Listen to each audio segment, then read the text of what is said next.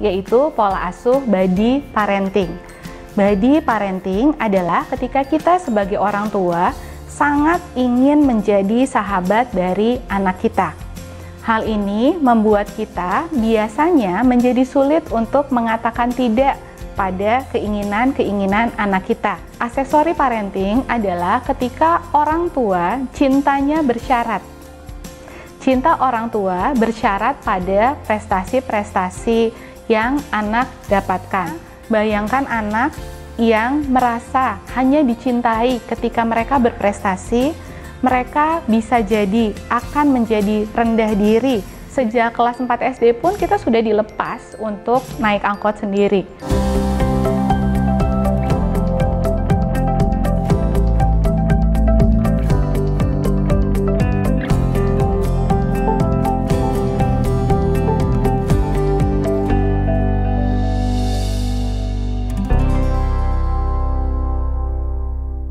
Selamat pagi sahabat Ruang Dokter, bertemu lagi dengan saya Aisyah Yohani Danur, psikolog dari Ruang Dokter.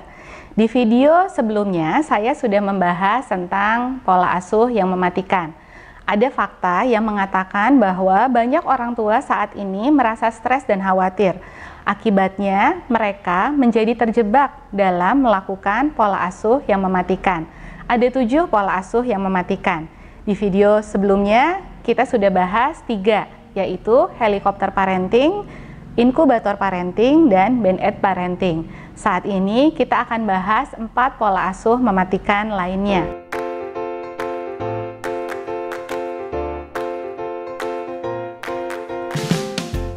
Pola asuh mematikan yang akan kita bahas pertama kali adalah pola asuh mematikan yang keempat, yaitu pola asuh body parenting. Body parenting adalah ketika kita sebagai orang tua sangat ingin menjadi sahabat dari anak kita. Hal ini membuat kita biasanya menjadi sulit untuk mengatakan tidak pada keinginan-keinginan anak kita. Karena kita khawatir ketika kita mengatakan tidak, anak kita akan menjadi tidak suka pada kita. Ketika kita terjebak pada body parenting ini, biasanya kita lama-lama akan kehilangan otoritas terhadap anak kita. Karena yang full kita berikan adalah hanya sekedar kehangatan. Tapi kita tidak terbiasa untuk memberikan batasan yang perlu sebenarnya juga dipelajari oleh anak kita. Menjadi sahabat bagi anak bukan sesuatu yang salah, tapi kalau terus-terusan dan tujuan utama kita adalah untuk menjadi sahabat anak, itu menjadi salah. Karena kita adalah orang tua mereka, kita bukan sahabat mereka.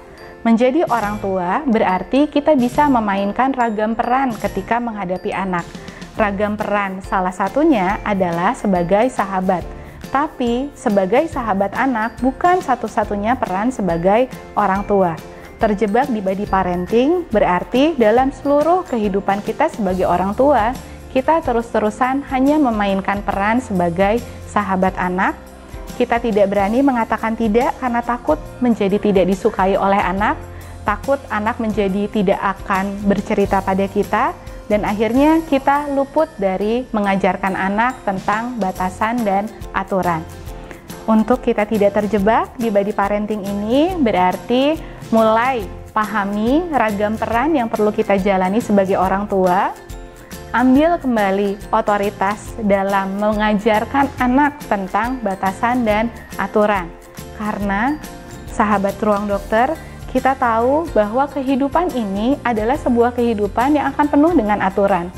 Mengendarai mobil ada aturannya, menyeberangi jalan ada aturannya, masuk sekolah ada aturannya. Bayangkan jika kita kehilangan kesempatan untuk mengajarkan anak dengan ragam batasan dan aturan.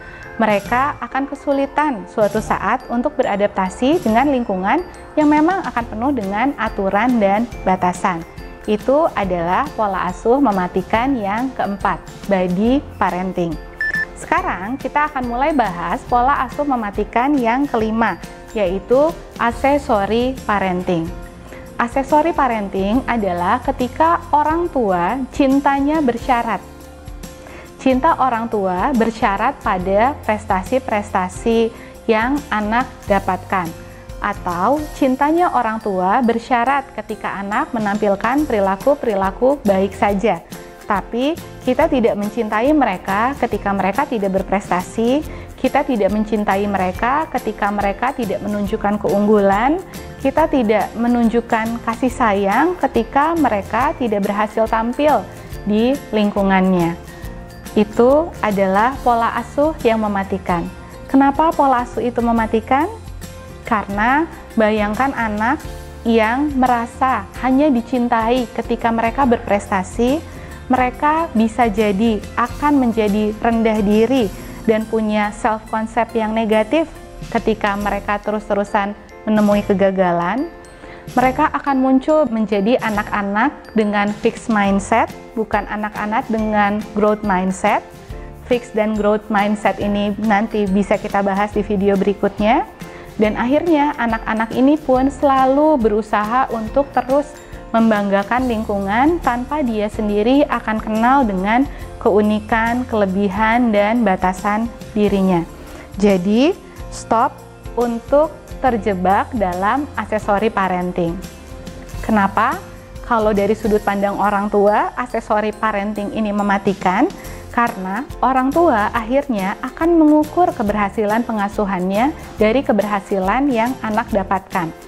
Ketika anak kita tidak berprestasi, maka kita akan langsung mencap diri kita pun gagal sebagai orang tua. Padahal mungkin anak kita memang gagal berprestasi secara akademik, tapi kalau kita lebih peka, anak kita sebenarnya punya peluang berprestasi di tempat yang lain. Jadi, stop juga mengukur keberhasilan diri kita dari keberhasilan yang diraih oleh anak-anak kita. Keberhasilan anak tidak semata sesuatu yang bisa dinilai dari penghargaan dari orang lain, tapi upaya-upaya yang mereka lakukan untuk menjadi lebih baik setiap harinya, sesungguhnya itu sudah merupakan keberhasilan dari anak kita. Jadi, mari kita sadari tentang aksesori parenting sebagai pola asuh yang mematikan dan tidak terjebak di dalamnya. Mari sekarang kita berlanjut ke pola asuh yang ke-6 dari 7 pola asuh yang mematikan, yaitu paranoid parenting. Paranoid parenting ini rasanya baru muncul akhir-akhir ini ketika dunia di luar sana memang semakin ganas dibandingkan dunia ketika kita anak-anak dulu.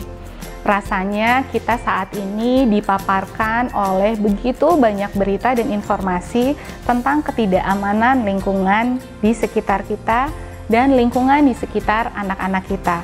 Wajar ketika akhirnya kita merasa paranoid tentang perkembangan anak-anak kita. Kita bisa lihat dari rasanya dulu ketika zaman kita SD mungkin, sejak kelas 4 SD pun kita sudah dilepas untuk naik angkot sendiri. Tapi kita lihat sekarang anak-anak saat ini bahkan sampai mereka kuliah masih banyak yang terbiasa untuk diantar jemput dan akhirnya tidak tahu cara untuk kembali pulang ke rumah sendiri seperti apa. Itu termasuk salah satu akibat dari paranoid parenting yang memang sangat mungkin akan menghinggapi kita di dunia yang terasa tidak aman ini. Jadi, agar kita tidak terobsesi pada keamanan anak kita baik secara fisik maupun psikologis, mari kita juga feeding diri kita dengan bukan hanya informasi-informasi tentang negatifnya dunia saat ini, tapi juga dengan positif-positif yang ada di dunia saat ini. Jangan hanya fokus pada berita-berita yang mencemaskan, tapi juga cari berita-berita yang memberdayakan kita tentang peluang-peluang yang mungkin anak hadapi di dunianya saat ini. Sehingga kita bisa lebih objektif dan lebih logis untuk membebaskan anak tidak lagi terobsesi dengan keamanan anak, baik secara fisik maupun secara psikologis. Anak perlu aman secara fisik dan psikologis, tapi lebih penting lagi, anak aman fisik dan psikologis atas dasar upayanya sendiri, bukan karena kita yang selalu ada di sana me-wrap up seluruh kehidupan dan fisiknya anak dengan segala busa sehingga anak tidak mungkin terluka. anak perlu aman secara fisik dan psikis atas dasar upaya dan keterampilannya sendiri. Itu yang akan hilang jika kita terjebak dalam paranoid parenting. Itu adalah pola asuh yang keenam dari 7 pola asuh yang mematikan. Sekarang mari kita bahas pola asuh mematikan yang terakhir, yang ketujuh, yaitu secondary parenting. Secondary parenting artinya ketika kita melepaskan sepenuhnya tanggung jawab peran kita sebagai orang tua. Kemudian tanggung jawab peran ini kita alihkan. Kita alihkan pada siapa? Bisa pada banyak hal. Bisa jadi kita mengalihkan peran kita kepada nenek kakek anak kita. Bisa jadi kita mengalihkan peran pengasuhan kita sebagai orang tua pada gadget yang anak miliki dan pegang terus-terusan. Atau bisa jadi kita mengalihkan peran dan tanggung jawab kita sebagai orang tua pada sekolah di mana anak kita titipkan. Ketika kita menyerahkan sepenuhnya peran kita sebagai orang tua, maka kita akan abai pada perkembangan psikis maupun perkembangan fisik anak kita, dan kita akan menuntut orang lain yang bertanggung jawab ketika terjadi sesuatu pada anak kita. Kita akan menghilangkan peran kita sebagai pelaku dalam perkembangan anak kita, dan kita akan menempatkan diri kita hanya sekedar sebagai korban ketika anak kita punya masalah perkembangan. Padahal baik dan buruknya anak yang perlu mempertanggungjawabkan itu di hadapan Tuhan kelak adalah kita sebagai orang tuanya, bukan nenek kakeknya, bukan guru di sekolahnya, dan bukan pula gadget-gadget dan influencer-influencer YouTube yang mungkin anak kita tonton setiap harinya. Jadi, mari kita tidak terjebak dalam secondary parenting. Di tengah segala kesibukan apapun, mari kita ambil tanggung jawab untuk tetap ada di dalam kehidupan anak kita. Orang-orang lain ada hanya sebagai support system kita, bukan sebagai pengganti kita sebagai orang tua mereka. Terima kasih, sahabat Ruang Dokter. Kita sudah selesai membahas 4 pola asuh yang mematikan dari 7 pola asuh yang mematikan lainnya. Jadi, pastikan kita tidak terjebak pada, saya ulangi lagi, yang pertama adalah helikopter parenting, yang kedua adalah inkubator parenting, yang ketiga adalah band-aid parenting, yang keempat adalah body parenting, yang kelima adalah accessory parenting, yang keenam adalah paranoid parenting, dan yang ketujuh adalah secondary parenting. Semoga kita lebih aware dengan 7 pola asuh mematikan itu dan sadar diri ketika kita terjebak di salah satunya dan berusaha untuk keluar dari 7 pola asuh yang mematikan tersebut. Bukan hanya untuk kebaikan perkembangan anak kita, tapi juga untuk kebaikan emosi kita sendiri sebagai orang tuanya. Saya pamit, terima kasih banyak sahabat Ruang Dokter, sampai bertemu kembali.